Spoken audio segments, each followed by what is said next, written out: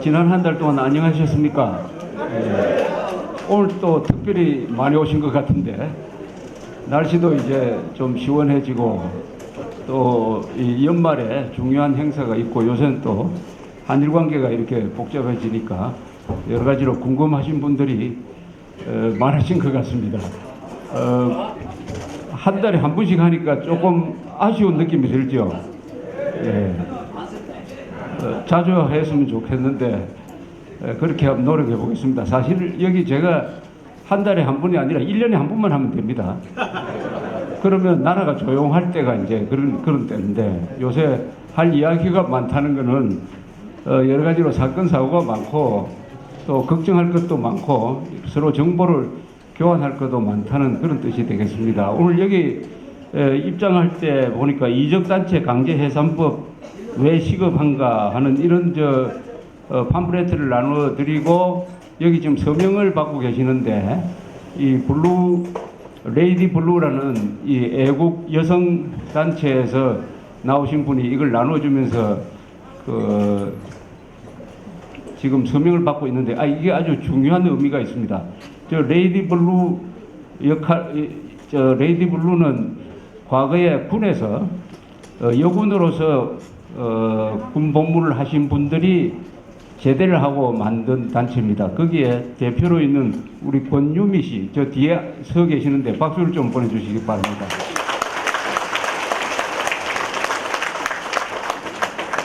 이 이적단체와 반국가단체가 있어요. 이 반국가단체는 국가를 참칭한다든지 아니면 완전히 반역 소구를 우리가 반국가단체라고 하는데 형법상 국가보안법상 반국가단체는 북한입니다. 북한 그리고 조총련 과거에 통역당 등 말하자면 반란단체라고 보면 돼요. 반국가단체는 좀 딱딱한 용어고 반역단체, 반란단체를 우리가 반국가단체라고 그러는데 이적단체는 그거보다 약간 급수가 낮아요.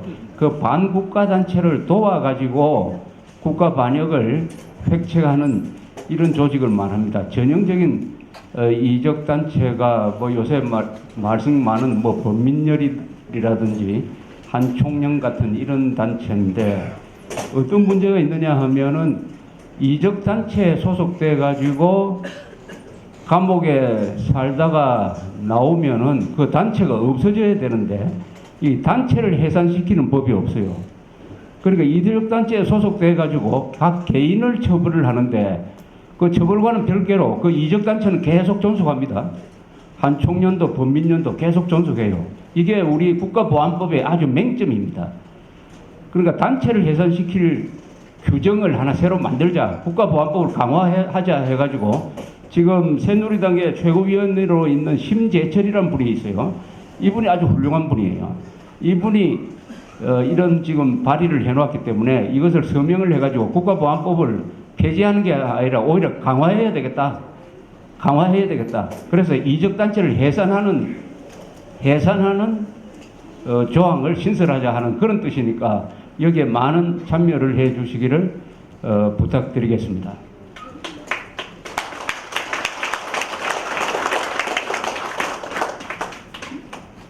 지금 제일 언론에 많이 거론되고 있는 사람이 여기 부산 사람입니다.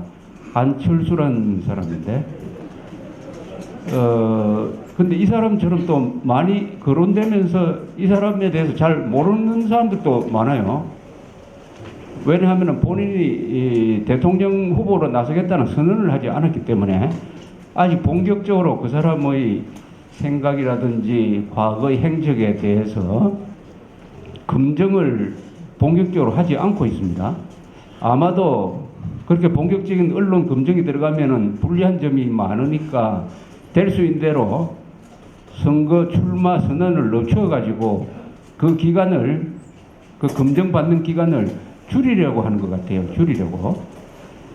그래서 우리가 오래전부터 좀 준비를 해가지고 최근에 책을 하나 냈습니다. 그 책을 낸 계기는 안철수라는 사람이 최근에 안철수의 생각이라는 책을 하나 썼어요. 그 책을 보니까 아, 이 사람이 어떤 사람이냐 하는 것은 알 수 있었습니다. 어떤 사람이냐. 사람이 책을 쓰면은 그게 그 사람의 생각과 그 사람의 실력과 그 사람의 자질과 그 사람의 가치관과 이런 게 다 드러나게 돼 있어요. 그래서 그것을 가지고 분석을 해가지고 여러분들한테 처음으로 이제 선보이려고 가져온 책이 안철수 검증보고서라는 책입니다. 이 안철수 검증보고서예요. 안철수 검증보고서를 보면은 이분이 어떤 사람이라는 것을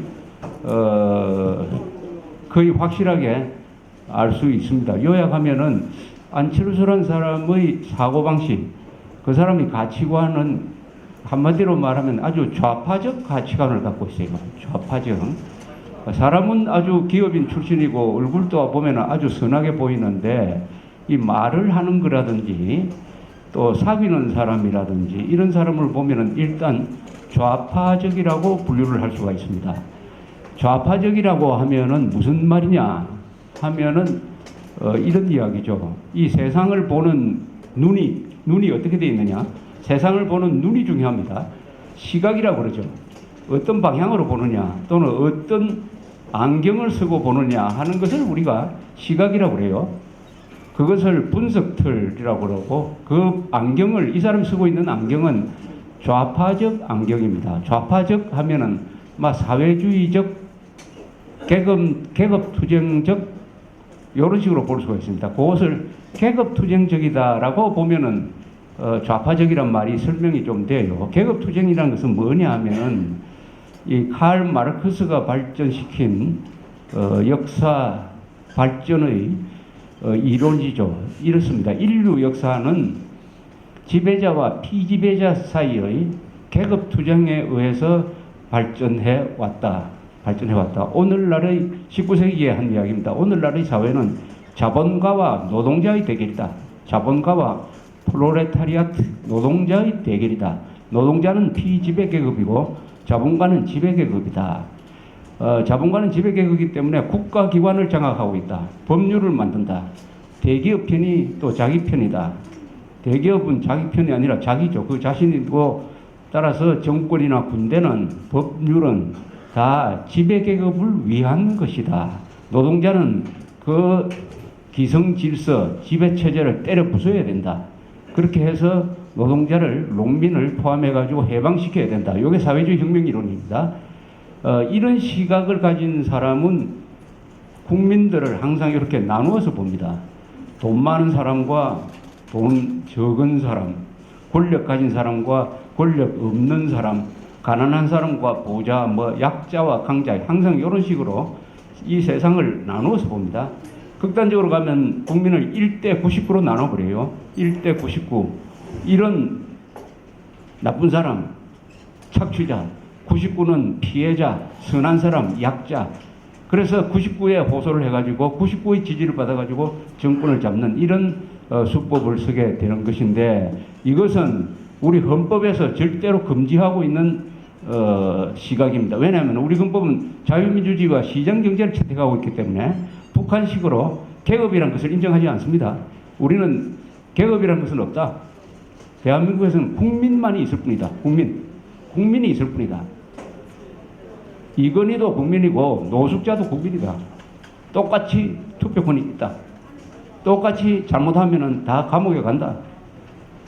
특권을 인정하지 않습니다. 어떤 계급에 대한 특권이나 특혜를 인정하지 않아요.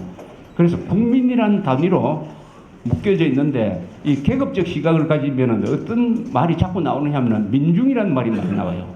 민중 중에서는 자본가나 권력을 잡은 사람도 포함되지 않아요.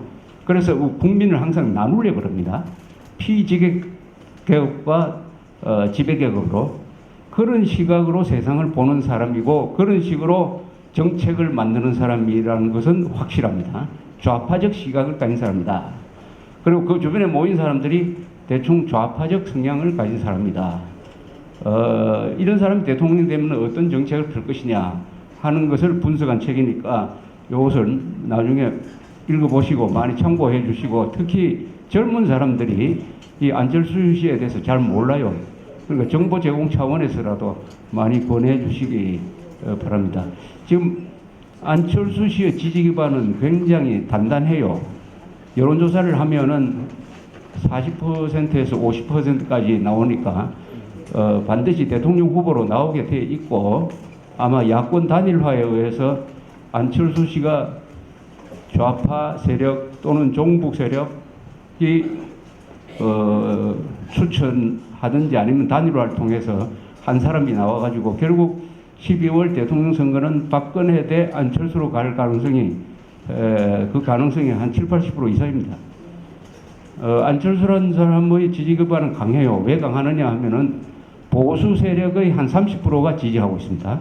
자기가 보수라고 생각하는 사람, 내가 보수라고 생각하는 사람이 30%, 내가 중도라고 생각하는 사람은 한 반, 내가 진보라고 생각하는 사람의 약 70%가 안철수 지지로 가 있기 때문에 지지 기반이 골고루 분포되어 있기 때문에 매우 강하고 잘 이렇게 무너지지 않는 지지 기반을 갖고 있는 것입니다.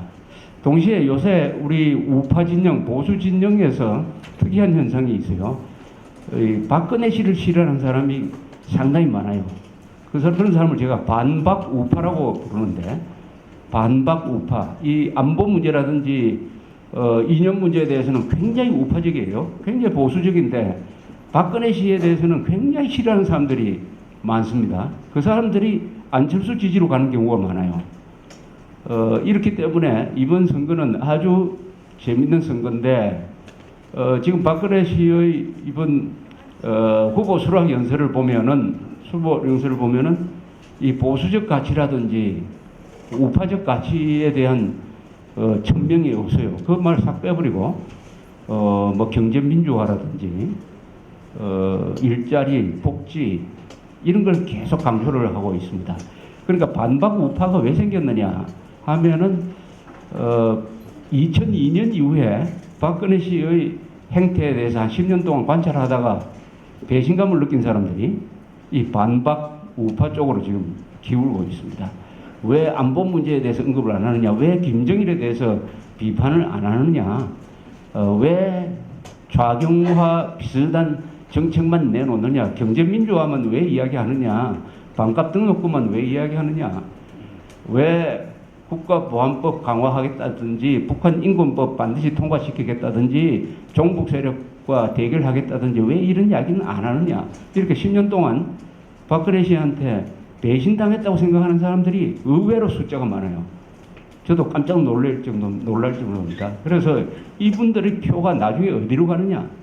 반박 우파는 또 우파 중에서도 굉장히 강력한 우파예요.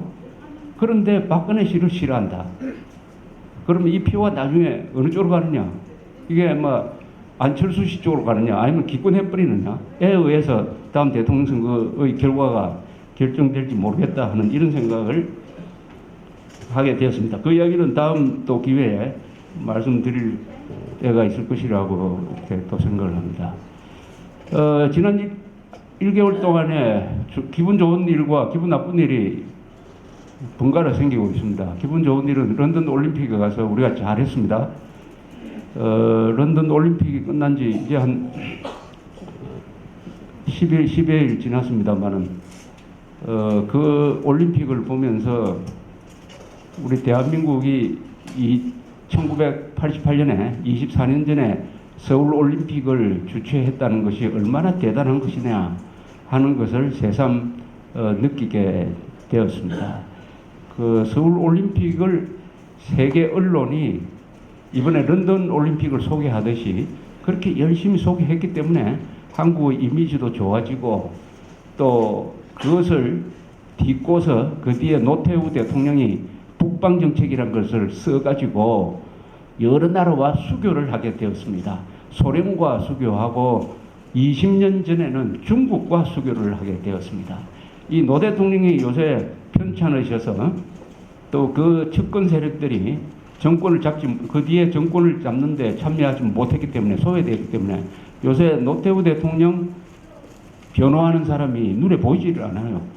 그러나 한중수교, 서울올림픽, 이것은 노태우 대통령의 공입니다. 특히 한중수교가 얼마나 우리의 생활을 바꿔 놓았습니까? 1992년에 한국과 중국이 수교를 해가지고 중국이 우리의 시장이 되었습니다. 그래서 한중 무역액이 이제는 우리나라 전체 무역액의 한 25%를 차지하게 되었습니다. 한미 무역액, 한일 무역액을 합친 것보다 한중 무역액이 더 많습니다. 더 많습니다. 만약 한중 수교가 없었다, 또 늦어졌다고 하면은 우리 경제는 지금처럼 발전하지 못했을 것입니다. 중국이 우리의 시장이 된 거죠.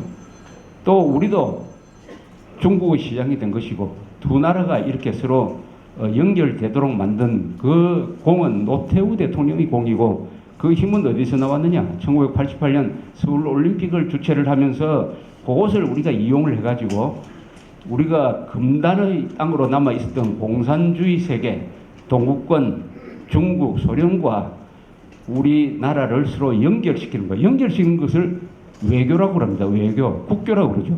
국가와 국가가 서로 연결되는 것입니다. 그것을 국교를 맺는다고 그래요. 국교를 맺지 않으면 두 나라가 연결되지가 않아요. 연결망이 되지 않으면 이 두 도시 사이에 철도망이 없는 거하고 또 마찬가지입니다. 서로 왔다 갔다 안 하면 돈 벌 방법이 없는 거죠. 이 국교를 연 노태우 대통령을 우리가 절대 잊어서는 안 될 것이다. 이렇게 생각합니다.